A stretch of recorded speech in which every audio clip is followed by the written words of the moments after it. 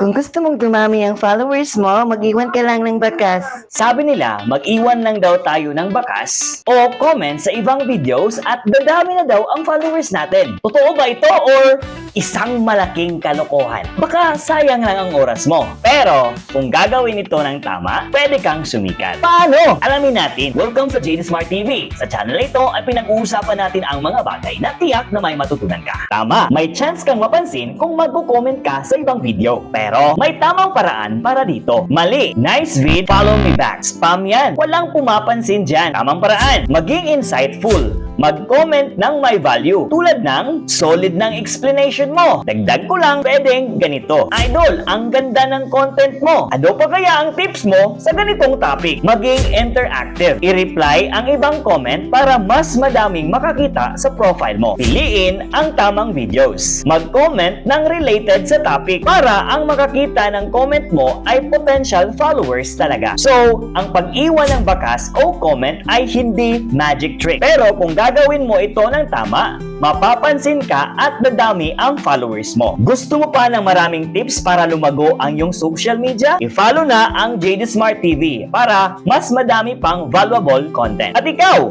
ano ang effective mong strategy para magparami ng followers? Comment down below!